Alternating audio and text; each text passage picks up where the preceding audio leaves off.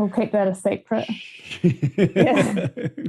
Don't put that on your podcast. Yeah, that part's definitely cut.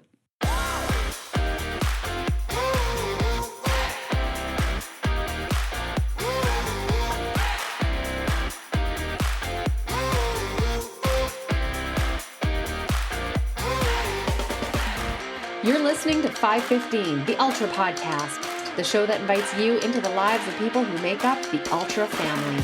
Here's your host for these conversations, Larry Ryan. Thanks, MJ. As frequent listeners know, I will be live streaming the Australia race again this year. 36 plus hours of wall-to-wall coverage with reporters in the field and crews dropping in on Zoom. Today's guest is one of those athletes that'll be competing. Today's guest is a New Zealand ultra-endurance athlete who describes herself as your average 35-year-old cool mom of two, which means she's a Swiftie. And from my research, she is not afraid to drop multiple F-bombs into casual conversation while talking about her esports or steroid use. She hates swimming. She actually retired from triathlon and then signed up for Australia, inspired by her coach and world record holder, Simon Cochrane. Today's guest joining me from Oope, New Zealand is Brittney Litton. Welcome to the podcast. Thanks for having me, Larry. What an introduction. Yeah, so after that intro, do we have anything left to talk about, or is that just you in a nutshell? Yeah, I feel like we should elaborate on the steroid use. Oh, yes, please. Tell us a little. Well, we can get to that part of the story a little bit later, I think. The first thing I would like to talk about is because I think Simon's the only other New Zealander that I've had on the podcast. And now that Australia has been expanding their brand and are going to be going over to New Zealand, I want to make sure that the worldwide audience of 515 understands a little bit more about New Zealand, the geography. Maybe we can find out where you are in the country as well. Because I feel like a lot of people feel like you're just that little island off the coast of Australia, which I'm sure is as insulting to you as saying Canada is just the 51st state of America to me. So I have a few stats of things that I looked up to help educate the audience a little bit on your country. And then maybe you can explain where you are in it, if this is okay with you. Perfect. All right. So if people were coming from Australia to get to, say, from Sydney to Auckland, the flight is over 3 hours long, just to give you a little bit of idea of how far away you actually are. And size-wise, from south to north, if you are European, it would be like going from the border of Spain and France up to the Netherlands. If you're in the US, it would be like going from the Gulf of Mexico, yes, I said Mexico, in Florida up to Buffalo, New York. And if you're in Canada like me, it's basically the length of British Columbia, only much skinnier. Now, I think that for the most part, we kind of know New Zealand as having the northern island and the southern island. So where are you when it comes to the geography of New Zealand? And I understand you actually have a background in trying to sell this information. Almost. So I am in the North Island. I was actually born in the South Island, not far from where the Ultraman Australia Wanaka race will be. But I am in Oope, which is in Whakatane, and that is about an hour northeast of Rotorua, which is pretty much at central North Island. We're about a 4-hour drive south of Auckland, and I think it takes about 7 hours in the car to get to Wellington. Okay, so those are some big cities that hopefully people will recognize and be able to place the size and distance of what we're talking about. I guess the other city that people will recognize in New Zealand, for the most part from this audience, is going to be Taupo. And you used to live there. Can you tell us a little bit about that town? Yes, I lived there for 7 years, rurally, maybe 20-minute drive from central Taupo. It's a great spot in the summer. You've got the lake to swim, lots of adventuring around, lots of mountain bike tracks. It's very central, so close to Rotorua. It's about an hour drive, where Rotorua has got most of the North Island's really good mountain biking. And then in the winter, it's close to Ruapehu and Tongariro, which, if you're a Lord of the Rings fan, that's where Mount Doom is. Ah, yes. When I had Jeff Morris on, I was asking him about if there were any Lord of the Rings locations near his race, and he was like, I don't really know. I don't follow Lord of the Rings. And after that, he looked it up and said, nope, they're not in this area. So if you're going for the race in New Zealand, you're not going to get them. But I'm sure if you're going all the way to New Zealand, you're going to spend some time touring around and maybe get up to that North Island as well. Because not far from me is Hobbiton as well. About a 2-hour drive to Hobbiton. And I've never been. That's probably quite embarrassing. But I'm not a Lord of the Rings fan either. I've seen the first one. Well, I know that CNN put Tapo as one of the 25 places to visit in 2025. So oh, wow. They must have something going on there.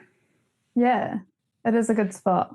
It's got everything, just no beach. And of course, it's got Ironman, and that's where you started your Ironman career. Can you tell me about how you got started into Ironman? I can. And so in 2016, I had my first child, Max, and I was so fucking fat. After I'd given birth, I was still fat. So I started running with him in the pram. And that was before we lived in Taupo. But so I started running, and when I was younger, I used to enjoy swimming and do competitions. I was never very fast, but I enjoyed the social aspect. My mum was actually my swimming coach as well, and she would set the sessions, but I would spend the hour to an hour and a half kicking so that I could have my head out of the water to gossip. So I could swim. I'd never really ridden a bike, but my husband had done Ironman before, and he said, why don't you sign up for the 70.3 in December? So Max was born in March of that year. So what's it, 9 months? I had 9 months after his birth. It was a C-section, so I had a bit of recovery. I think I started running in maybe June or July, and then we moved to Taupo around August, I think. So I signed up for my first triathlon. And then from there, I did the 70.3. I think it was around 6.5 hours it took. But then, I don't know, I think I've got quite a big ego, because I did the half Ironman, and I thought, how hard is it just to add another half on top of the half? So I signed up for the full, which was in March, and it actually fell on Max's first birthday. And in hindsight, ridiculously dumb. I wouldn't recommend that to anyone, because I think it definitely takes over a year to heal from a C-section. But 1 year later, and you're doing the full Ironman on the birthday. Does that mean you got out of preparing the birthday party? Then you were out on the course, and Dad had to take care of preparing the party? Oh, there was a party the next day, but my friends had organised that for us. My husband Ari, isn't a very good party planner. And actually, there's a funny story about that. One day, it was my birthday and Mother's Day on the same day, and I didn't get a gift. Oh. It hasn't happened since. I must have lost the plot. Well, I know that the Australia always falls on Mother's Day. Yes, that's my birthday weekend as well. So you'll have a lot to celebrate. Yeah. How else would you celebrate your birthday? Couldn't think of a better way, with some new friends too. A lot of new friends, yeah. Well, after doing that 70.3, you did a number of them there, and you even went to the World Champs in 2024. How was that experience? It was amazing. I qualified, I think, in 2019, and then because of COVID, they pushed it out to maybe 2022, and then they pushed it out again to 2024. And actually, now I remember I got an email, must have been 2023, congratulations, you're registered for the Utah St. George 70.3 World Champs. And I'm like, oh shit. That's not the one you want, is it? No. I must have had an email and you were supposed to click to defer or click to accept. And if you didn't click either, it automatically accepted. Oh, yeah. But luckily, I emailed the Ironman team and they switched me to 2024, which was lucky because I looked at flights to St. George, but I think it was going to be over $2,500 just for flights. Yeah. So yeah, but the race in Taupo was amazing. The weather, it was really hot. I remember it being very hot, but because I've been living here in the Bay of Plenty, I'd sort of acclimatized because the weather here is a bit warmer and way more humid. Oh yeah. I'm not a swimmer. I hate swimming. My swim for that race, I was probably doing one swim a week of up to 1,800 meters per swim. It was bad, but I had a great bike. It was a good course for me, and like rolly hills, nothing too steep. And then the run was just fun. There was people everywhere. Mm-hmm. It was a great day. How like Taupo's not a major city. It's a smaller, like, kind of village almost, isn't it? Like how well did they receive the whole Ironman parade coming to town for a world championship? I think there's like 40,000, maybe 50,000 people that live there. More in the district. There's always some haters because there's a bike race in Taupo every year, and you see it on Facebook. People are pretty tough in the comments. Right.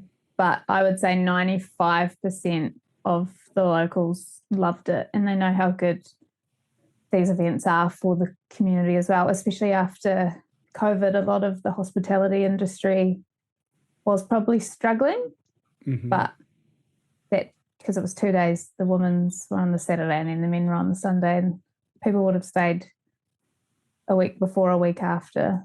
So it would have brought in so much money to the economy, which is great. And triathletes love to spend money. Yes, they do. Yes, they do. So this is kind of how you got into triathlon. And you said you kind of hung out at the pool a little bit as a kid, and I think you had kind of a sporty background a little bit. But after being a kid and before going into sport again with triathlon, I understand there was a transition period there in your life before you were married and had kids that maybe was a little bit different. Can you tell us a little bit about that part of your life? Yeah, so I studied in Dunedin, which is known, or used to be, not so much, used to be known for its drinking culture. I played rugby, and again, massive drinking culture in New Zealand. Right. Yeah. So I think 6 out of 7 nights a week at least we were drinking. That would have been for about 4 years straight. Oh, yeah. And then I went on my OE, so overseas experience in New Zealand, tend to go to the UK. I actually had a really good time. I was working in a seafood restaurant in Mallaig, which is where the Harry Potter train finishes up in Scotland. And I was really drunk at this pub called the Steam Inn. And because it was a coastal town, a lot of the fishing boats would come in to drop off the fish they'd caught for the day and then stay the night and then go back out. And I remember saying to some of the skippers, I've always wanted to be on the deadliest catch. And then the last thing I remember is sending my mum a selfie saying, I'll talk to you in 30 days, I'm off to sea. So I was living out of a backpack and I'd packed my bag. I don't remember this, but I packed my bag and I went with, his name was Lee. I went on to his boat, and the next thing I know, I wake up and it's pitch black, except in the corner of the boat, there's a little bit of light coming from the roof. So, and it was really hot and I had no idea where I was, but I went over to the light and climbed up the stairs, and I was 40 miles into the North Sea on a 6-week journey to catch some scallops. So that was one adventure. There'll be a lot of adventures I don't remember, but yeah, I stayed for 6 weeks catching scallops in the North Sea. Lucky it was like June, July, so it was summer and the weather was nice, so I didn't get seasick. But I actually didn't realize puffins were a real bird either. Oh, yeah. I thought they were just a little character on a book, but yeah, I didn't realize puffins were real until I saw them floating in the sea. But yeah, anyway, so I stayed for 2 years. And then my visa expired. You weren't fishing for 2 years though, just 30 days, no, right? Or just, 60 days? Yeah, 6 weeks. The boat broke down actually, and I had nowhere to live. So the skipper said, "Come back. You can stay at my place until the boat's fixed, and then we'll go out fishing again." And he lived in a little town called Kirkcudbright, which is near the south of Scotland. And my auntie, so my dad's sister, is really into our family tree, and she went back, or she saw I was there, and she went back through the family tree, and she realized that in 1886 my grandfather's grandparents came over to New Zealand from a town called Annan, which was 20-minute drive from where I was staying. So then I ended up going to the information centre, and they said, my maiden name is McKinnell, and they said there's still one McKinnell that lives in the area, but he's 80. And they gave me his phone number, but I couldn't get hold of him. Oh. He might have been too deaf to hear his phone ringing. Yeah. Oh, wow. So some people, they have a little too much to drink and they end up getting a tattoo. You ended up getting... I did that too. Oh, you did that in too. Ibiza. Yeah.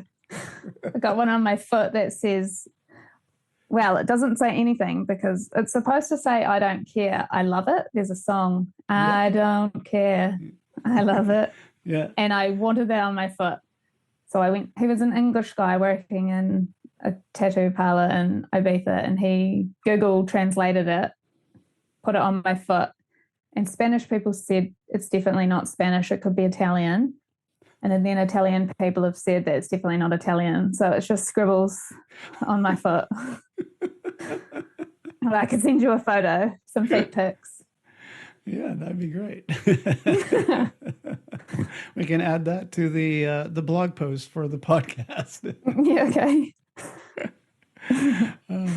So you had some good times. You had some adventures prior to this, but at some point you decided you were having too much of a good time, and you just basically you cut it off like a lot of people do when they go into Ironman racing and things like that, right? So you've been basically sober now for a number of years?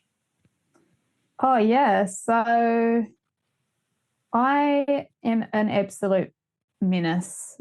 Like, I get loud, I black out, and I can't remember. And then I was 30 at a wedding, and I ended up, having too much to drink. And I don't know if it's because when you're exercising, maybe, I don't know how it works, but I used to drink half a bottle of gin a night, and then I'd probably had 6 wines, and I was out of it.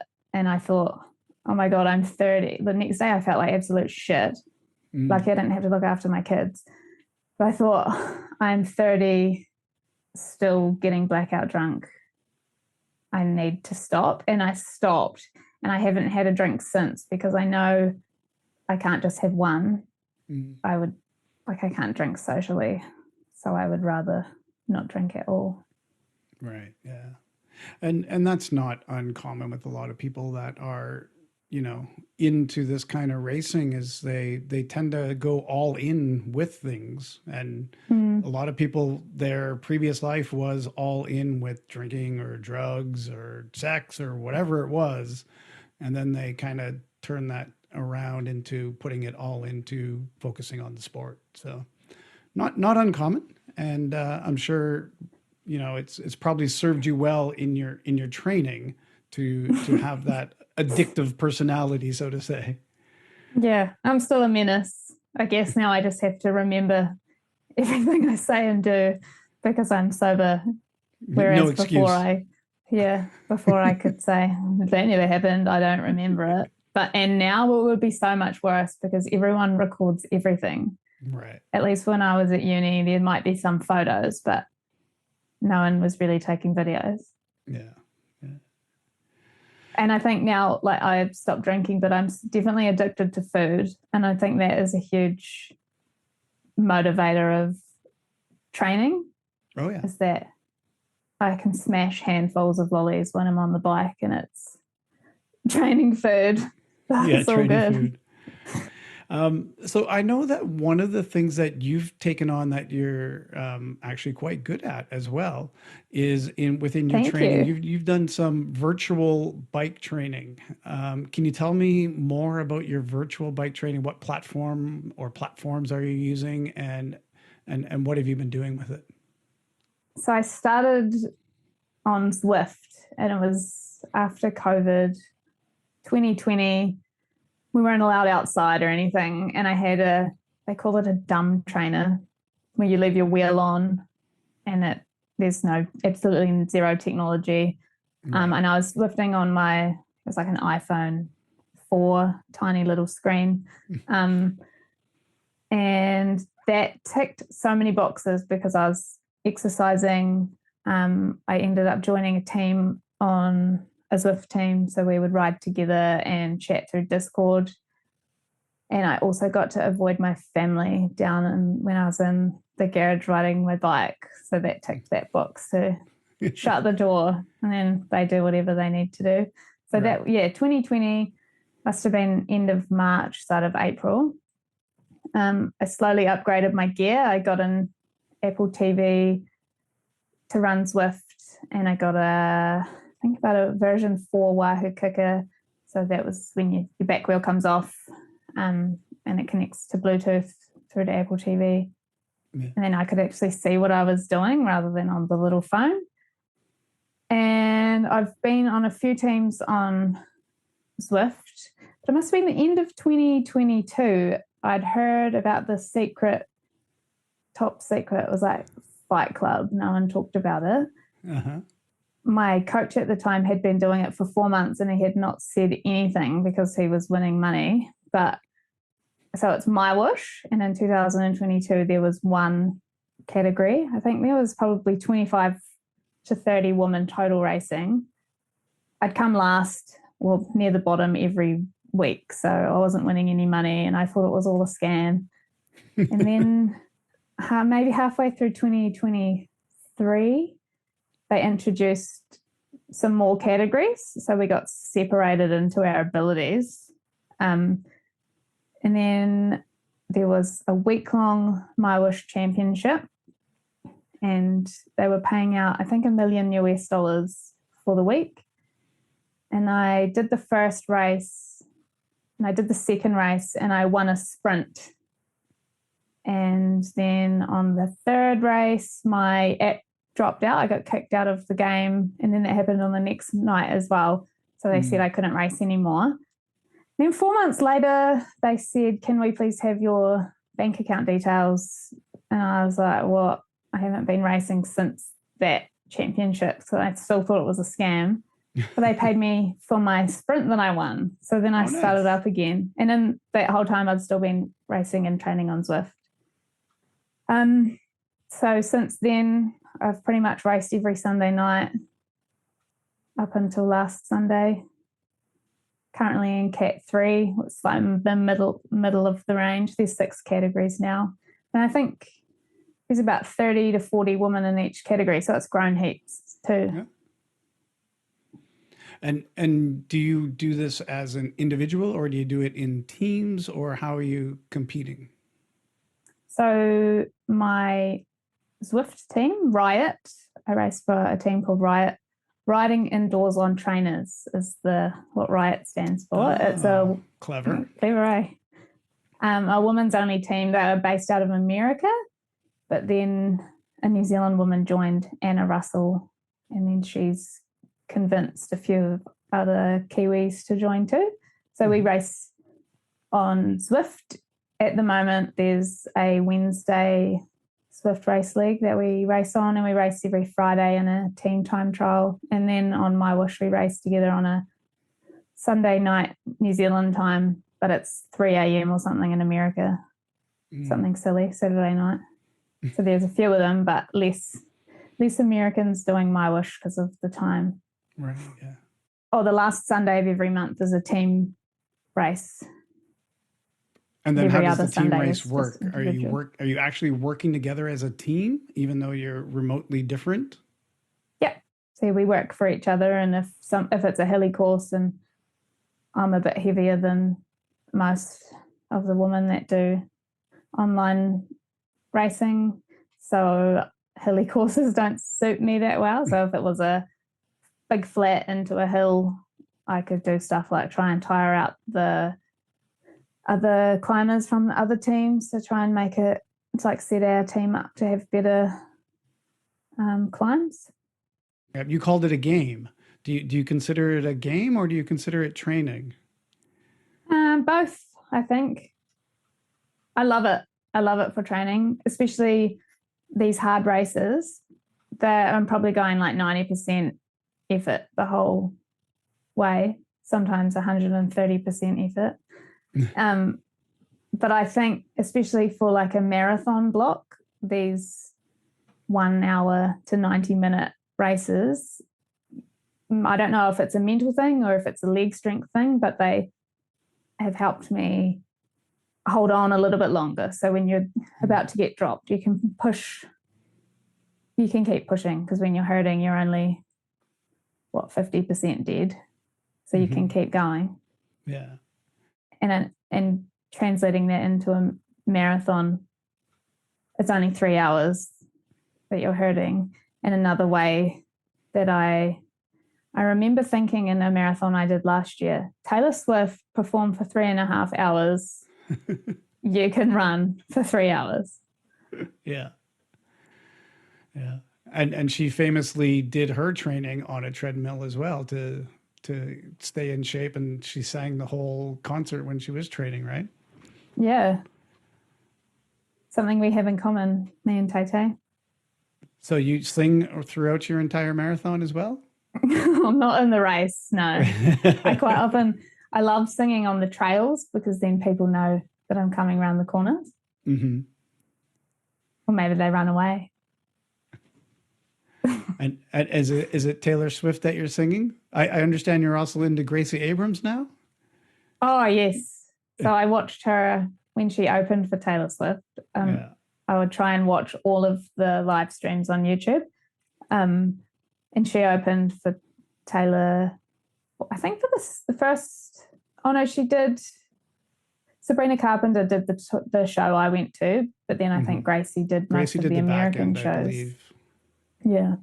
Because she did the one in Vancouver, which was the last show. Did you go? No. Oh. I'm not a Swiftie. You could be. But it definitely took over the city for a week. It was insane. Hello, listener. I love getting your feedback and suggestions for the podcast. Keep them coming at 515ultraman@gmail.com. For those that want to help me promote the show, I suggest that you tell a friend to listen to. Word of mouth is a great way for podcasts to get new listeners. And if you don't mind publishing your feelings, a free way to support the show is by leaving a 5-star rating and review on your podcast app. It's a chance to tell me what you love about the show, and it helps others discover it too. Finally, if you're so inclined, you can show your appreciation for my work by clicking the support link at the bottom of the show notes to go to my Buy Me a Coffee page. Thanks for all of your feedback and support. Now back to the show. Now, we were talking about this Zwift racing and stuff, and I assume like a lot of people got onto it during COVID, but many people go back outside and get on the roads. Are you on the roads at all now, or because you're into this team racing thing, do you do all your training indoor? I think it's a mix. Sessions that most of my sessions before work I'll do on Zwift just because of the kids. It's easy with the kids because they're at home, and Ari goes to work pretty early. My long sessions on the weekends I try to do on gravel. But my road bike lives on the trainer. I haven't taken my road bike off the trainer. It'll be so rusty from all the sweat. I don't clean my bikes that well either, so it probably needs a good clean. But yeah, most of I'd say 70% is on Zwift or my wash, and then the other 30% would be on my gravel bike. Oh yeah. Gravel racing is something that you've also gotten into, and you've done a number of different gravel races around the country. Again, to promote your country, people are going to be coming there to do the race. And I know people always look for an excuse to go to New Zealand anyway. What are some of the races that you've done? Tell us a little bit about some of these nice gravel races that you guys have. So not a gravel race. This is a road race. It's 5 passes, and it goes up the top half of the South Island, around Christchurch, and then over to the West Coast. That is amazing. It's a multi-day race, stage race, very, very social.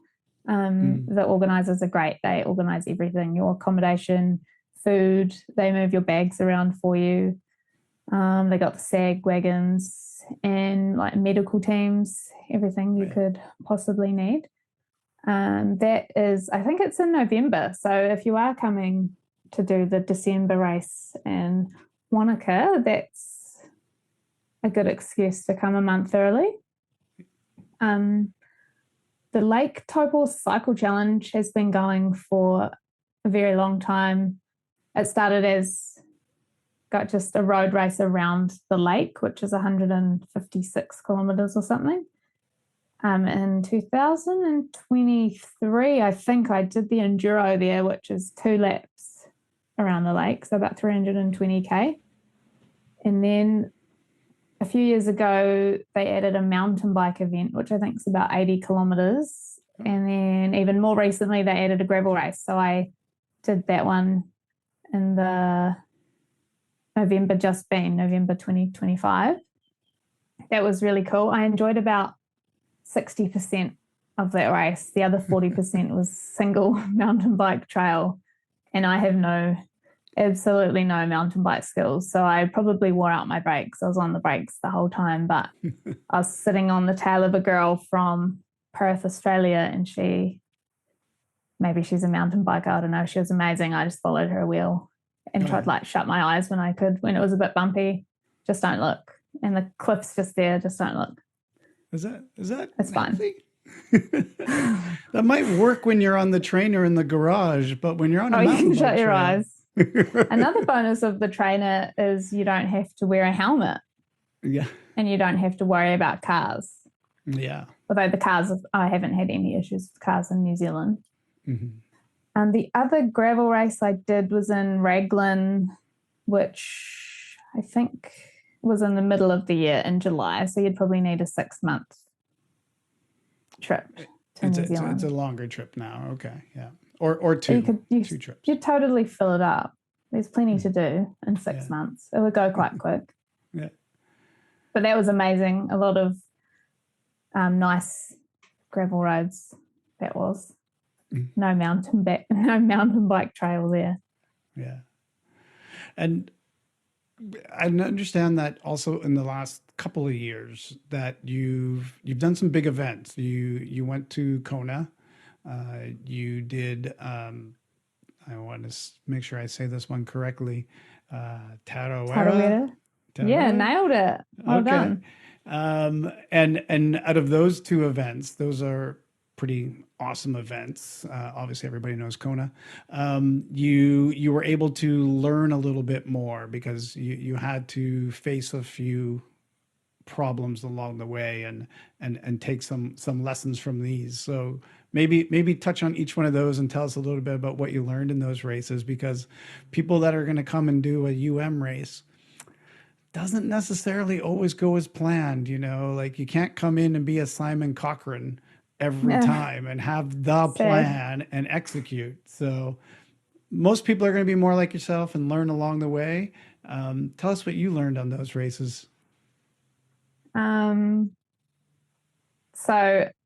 I'm not a swimmer. Well, I can swim. I'm confident at swimming. I'll never be fast, and I don't usually enjoy it. But this is saying something. The swim at Kona was the favorite part of my day, and it kind of all went downhill after that. It was an amazing swim. The water is great, and you can see all of the fish and the turtles. Yeah. I had a lot of space to swim because I started wide, and I think being women, we're all pretty respectful. I've been in mass start race with men, and they are pretty aggressive. Right. So out of the swim, it was really salty. My first mistake was making my bottles of carb drink way too strong, and I'd kept them frozen thinking that they would stay frozen, but because your bike with the bottle sits in the direct sun while you're swimming, and I think my age group went in the halfway. We probably started halfway of all the women. By the time I got out, I was so fucking thirsty. I sculled some of my tailwind. I think I had 8 scoops of tailwind in a 750 ml bottle. Okay. And I thought, I fucked it. And then I got to the first aid station, and I didn't want water because my mouth was still salty from the swim. So I grabbed a Coke. That was my third mistake, because the second mistake was over concentrating the tailwind.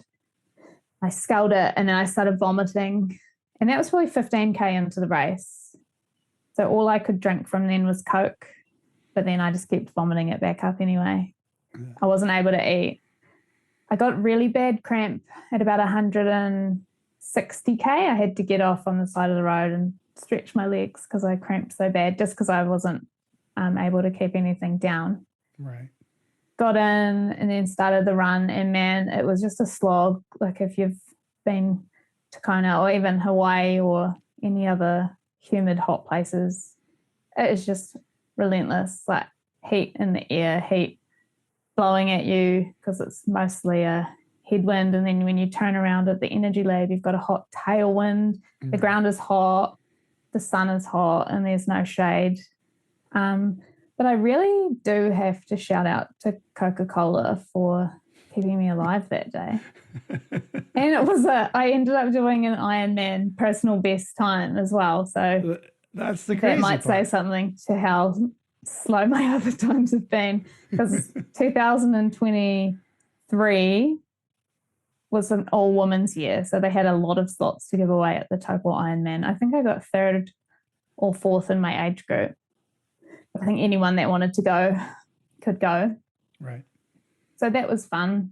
What I learned from that, definitely don't make my drinks so strong, and probably drink water straight out of the swim rather than a carb drink. Yeah. And the Coke, probably I had another experience with Coke recently, and I think I'm off Coke now until the session's finished. I was in the middle of a 10K run time trial, and it was so hot. So I stopped at the local dairy, local shop, and got one of the tiny little bottles of Coke, and I sculled it. And then about 200 meters down the road, I was spewing in somebody's garden. So yeah, Coke's off the table now, and unless it's an easy session or at the end of a session. And at Tarawera, I had a really, because it's in February, so it's coming up in a month again. And I did it in 2024, the week before I saw Taylor Swift. A weekend I'll never forget. But so it was a great summer of running, and I really, really, really enjoyed the training, and I had no injuries. And then I started the race, and I felt pretty good. And about I think it was 2.5 to 4 kilometers in, my right hip flexor got so tight. And I thought, this is going to be a really long day because it's a 104 kilometer trail run. I remember texting Simon Cochran, my coach, saying, I'm fucked. But then I had a stretch, kept going, it was still sore. So I had to change how I ran. So instead of running with a flat foot, I ran with my foot on the side. There's the camera. Like that. Okay. For the rest of the race. So running on the outside of your foot, basically. Yeah, so really stretching the outside of my foot there. Yeah. There was a section running from a place called Okataina, and it was downhill most of the way to the Blue Lake. Halfway down, I was taking a video because I was crying. I was in pain. I couldn't lift my leg to get over any of the tree roots, so I would have to stop and like pick my leg up to get over the big tree roots. There's videos of me from the last 14K hobbling along. But I don't know what I learned from that. I guess you can just keep going even if your hip hurts. It really did ruin there's a ligament around the outside of your foot under your ankle, and then a tendon in there too. I think it's the peroneal tendon. So that was ruined for weeks after that. Yeah. But I think because you spend so much money and put in so much time to doing these things, I was never going to win. And I was hoping for around 12 hours, and I think I did it in 14. So I was quite a little bit slower than what I would have liked, but slow and steady wins the race. And I think Simon has won that race before, has he not? He podiumed 2 years ago. I think there was the miler sprint finish in the last 3K of a 100-mile race. Jeez. And he was probably running 3:30s or something. Oh, the guy's insane. He is. He's going again this year. I don't know if it was a joke or not, but he asked me to pace him for some of it. And I'm assuming it was a joke. But I could pace him on the walking. Even on the walking sections, I'm such a slow walker that it'd be a waste of his time. Well, last year on our live stream, Simon went out with a camera at the beginning of the run, and he ran the first 10K with the runners and filmed for us on the live stream. Oh, cool. Yeah. So you could go do that for him. You could go run with him and be his camera person. I could. Give him some stuff to put on social media. That's a good idea. I did say I probably needed to do a sprint session that day, so I could do a 20K sprint or something to try and keep up. So what is it about racing for you? What is your reward? Why do you do these races? I actually really love the training. I think the race is like the cherry on top. And I used to take racing pretty seriously. I'm just an average age group athlete, not really going to win much, but I used to take myself seriously and get really into the data and worry about my times and my splits. But now I see it as more of a test rather than a end goal. So it's more of a stepping stone to whatever's next. And sometimes I don't even know really whatever's next. Mm-hmm. I also think it's quite good to show. So I've got 2 kids, Max and Tilly, and I think, I don't even know if they notice. I'm sure they do. But in my head, I'm showing them that you can set your mind to do something and then you have to work really hard to do it. And then the satisfaction is finishing. Mm-hmm. Well, I have been checking out your YouTube channel. You have a YouTube channel dedicated to your training, or as you've been saying in your diaries, your lack of training, Oh, and lately it has been. and your children have shown up in it. So I just want to play this clip from your YouTube with your children in it, if you're okay with that, so that the listener can hear what they think of mom doing a race. Perfect. Kia ora, I'm Britt and welcome to my life. I'm a working mum of two from Whakatane in New Zealand and I've made a decision that's either incredibly inspiring or insane. It's 9 months until Ultraman and today I'm telling my kids what I've actually signed up for. Next year, I'm going to Australia to do a race called Ultraman. And Ultraman is 3 days. So on the first day you do a 10-kilometre swim, and then you do a 150-kilometre bike ride. Then on the second day you do a 275-kilometre bike ride. Then on the third day, guess what you do? Run 2 marathons in a row. Do you think I can do that? No. What? You'd have to recover. You don't think? So they don't actually live here anymore. I got rid of them after that. Will they be coming to the race with you? Oh, no, they won't be coming to Noosa, but they will be in Wanaka. Okay. Yeah. If, I don't know, they need to sort their attitudes out. That was rude. I think they would just get in the way in Wanaka. I mean, in Noosa, sorry, but my mum and dad and my sister and her family will all be around because they all live down there. So Yeah. they'll be able to entertain the kids. Yeah. And you've done something that a lot of people don't do. You've signed up for 2 races, never doing one, because you are going to do the one in your home country of New Zealand in December. November, December. Yeah, December. December. And obviously your warm up race will be the one in Noosa coming up in May. I can only assume that Simon was a part of you deciding to do this, or was something you had always kind of tracked? I remember it must have been during COVID as well, and I found the email. I'd inquired about Ultraman Australia in, I think, 2020 or 2021, but I always thought it'd be too hard, it's too far, too expensive, and I have no friends to crew me. But now I'm married, so my husband is forced to be part of my crew. Yeah. And I did message Jeff to ask if I could have help finding some crew members, because Ari will not want a bar of it, but he's warmed up to the idea.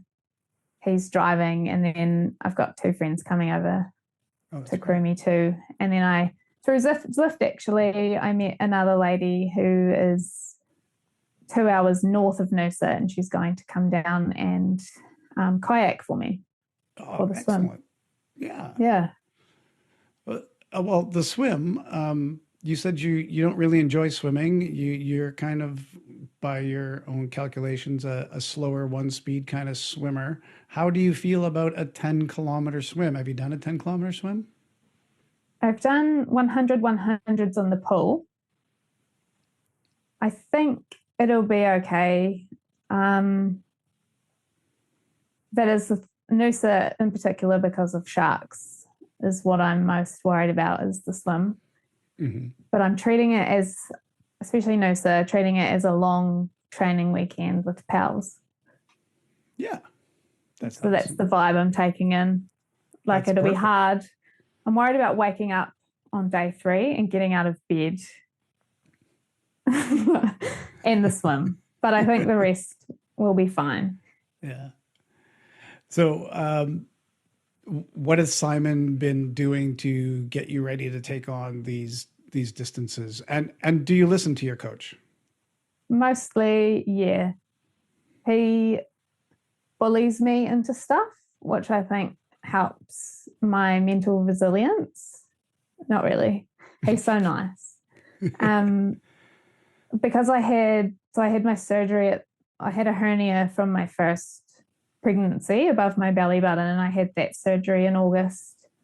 Up until then, I was really marathon specific training, so I hadn't been swimming since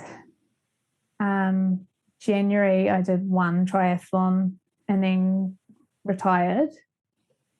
And then I really focused on my esports, so my wash and marathon training, because they kind of really complement each other, I think, for me.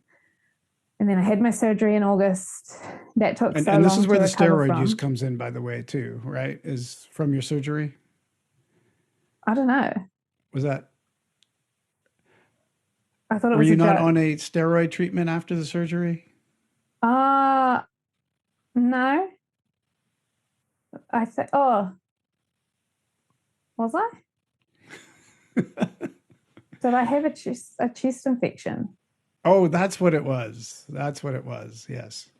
Prednisone. I've watched so many of your videos. I got confused as to where the steroid use came in. Talk so much shit. You had pneumonia Yes, I think or a chest infection or something. Yeah. that's right. I did. I think I had a chest infection. So I had prednisone for that. That's steroid use. I did say that we would bring it back to clarify your steroid use. So I was. I thought it was a joke, but you know my life better than I do. That's right. I had the surgery and then I got sick. So that delayed my recovery by quite a bit. And then I got into swimming again.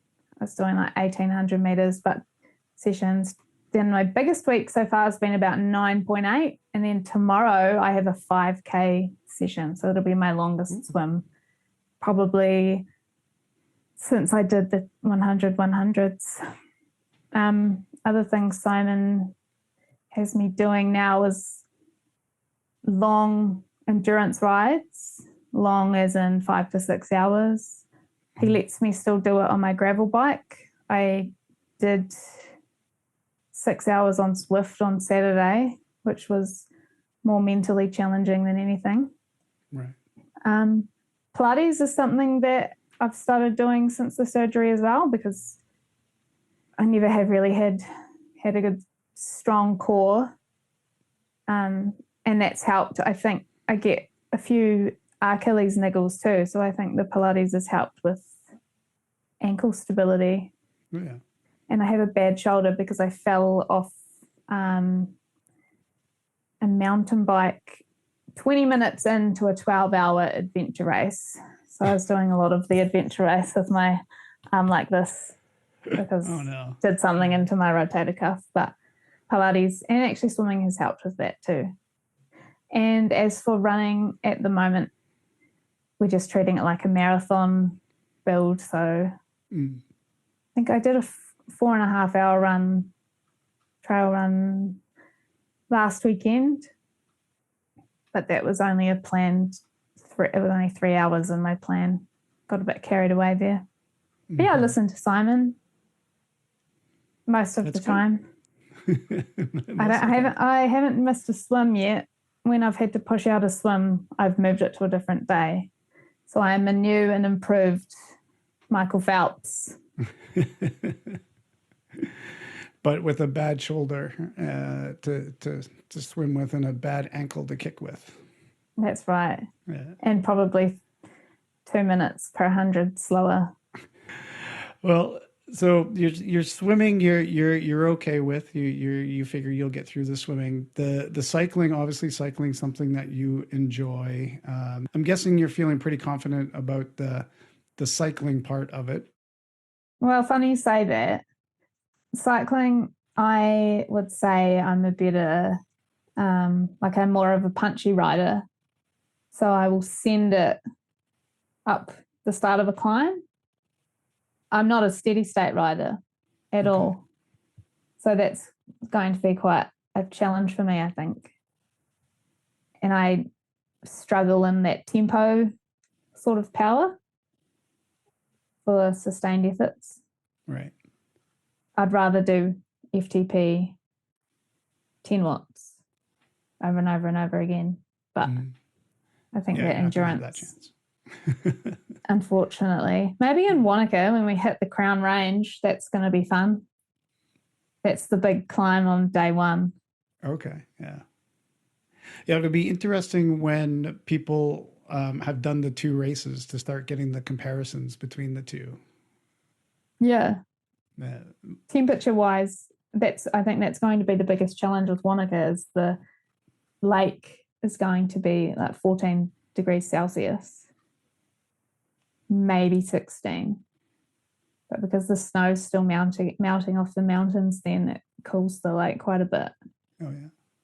And I remember I did Ironman Taupo, and they moved it because it was another COVID thing. They moved it from March to December. And it's the same in Taupo with the mountains. They have snow, and then the snow melts and cools the lake. And it was my slowest swim ever. And I probably was at 3.6K, and I started crying because I was so cold. Everything was cramping. My my legs wouldn't kick because they were so cold. And then I had to say, shut up, you weak bitch. If you cry, you're going to fog up your goggles. So then I had to suck back in the tears and finished. And it was one of the most horrible experiences of my life. Because all I wanted to do was cry, but then it was going to take me longer because I was going to have to stop and take my goggles off. Yeah. And get colder. You had your wits about you still. You had reason. It's the big head. It's insulated. I'm sure you'll have a couple of those moments on the UM course as well, and now you're just mentally prepared to fight through whatever comes your way. Yeah, that's the one. That's the training.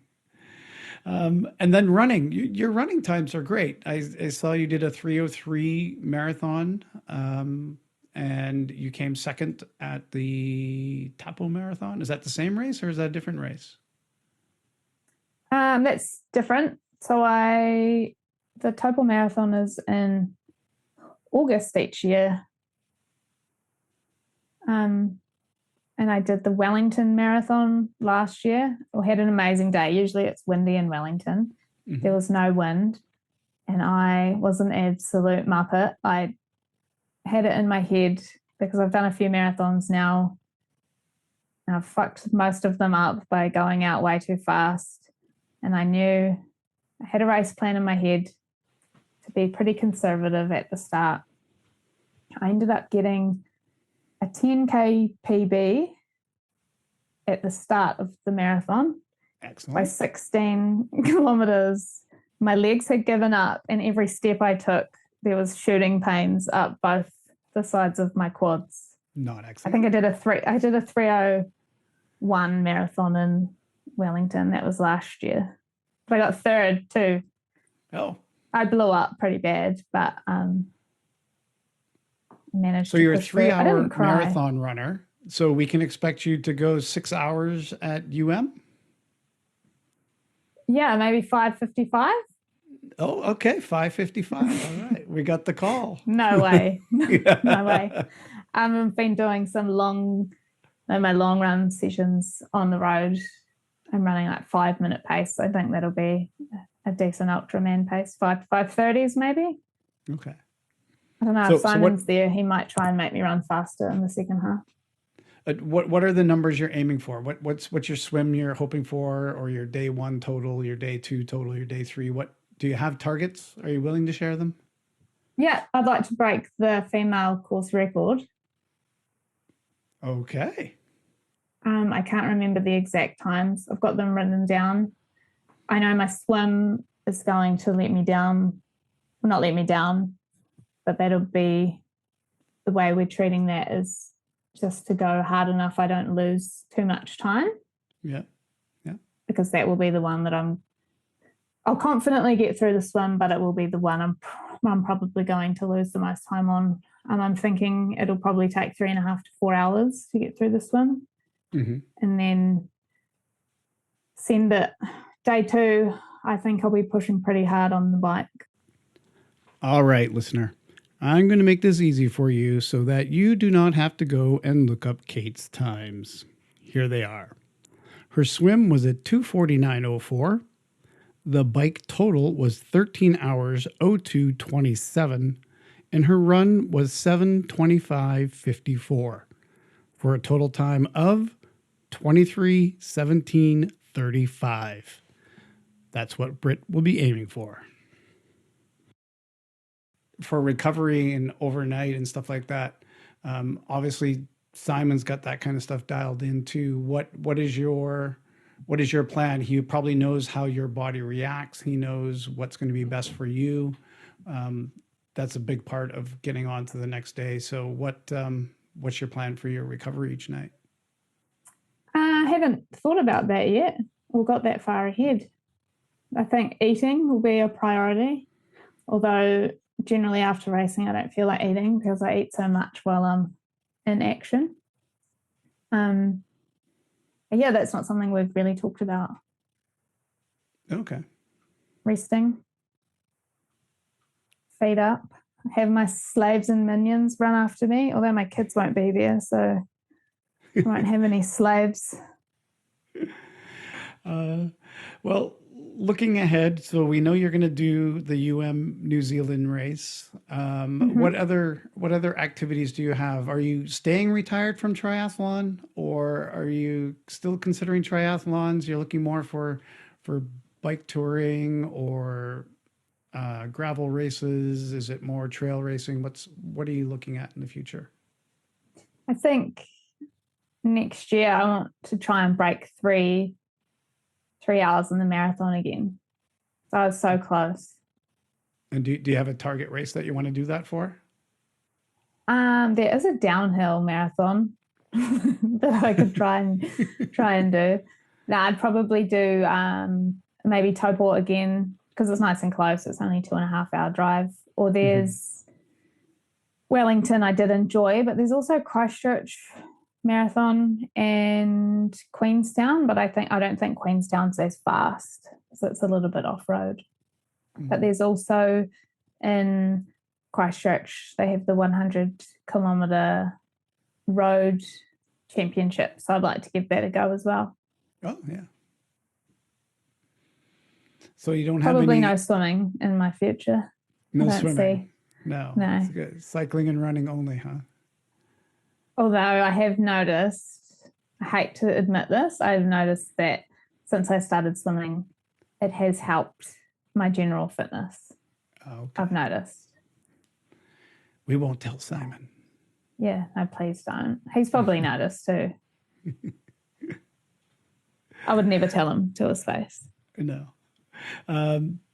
So you've got your crew all planned out for Australia. Are you then going to have them trained up to really go and tackle New Zealand? Is it going to be the same team going into New Zealand with you? I don't think so. I'll see how they perform. I'll give them a performance review from NOSA. Nah, if they were keen, I'd be keen to have them back. Ari will be there. He doesn't have a choice, but if Fee and Kylie are keen. Yeah. Although my family will be there, so if they're not keen, I'll be able to rope my whānau in. As long as you leave someone left to take care of the kids. Yes, well, they'll be nearly 9 and nearly 11, just about old enough to look after themselves for 3 days. Yeah, leave a little bit of food out. Exactly. So keep the pantry full. There's water in the tap. They'll be right. Someone will have to stay home to feed my fat cat, Ron. Oh, you have a fat cat. Have you not seen the fat cat yet? I have to send you a photo of him too. You know what? No, I have seen him in the videos. Yes. Ronnie. Okay. He's a monster. He's about 8 kgs. And I think part of your resistance training. Yeah, he's good for arm curls. He's so funny. It's probably he's my favorite.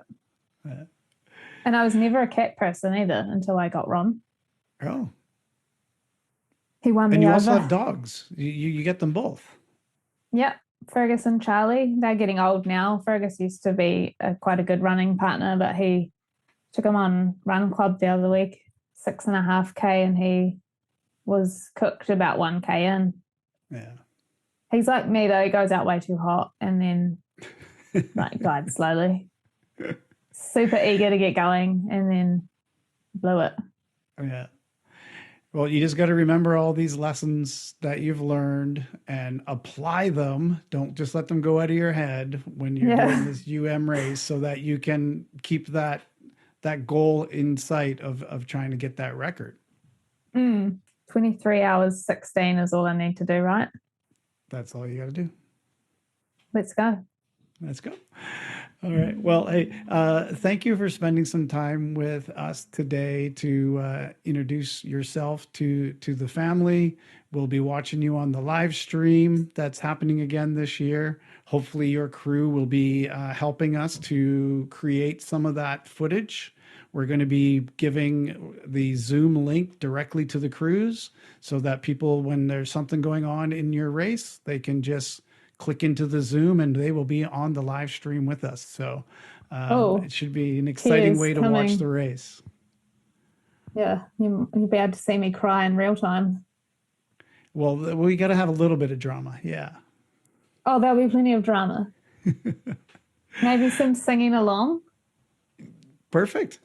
We will get the rights to Taylor Swift so that we can play it through the YouTube and not get kicked off. I'm sure I can afford that.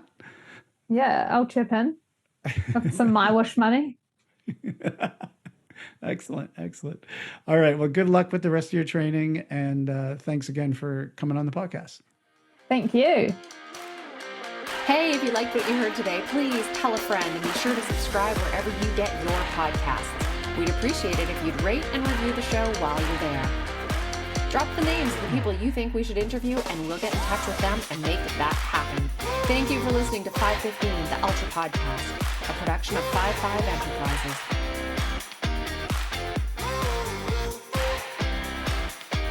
Now really, go subscribe now before you forget.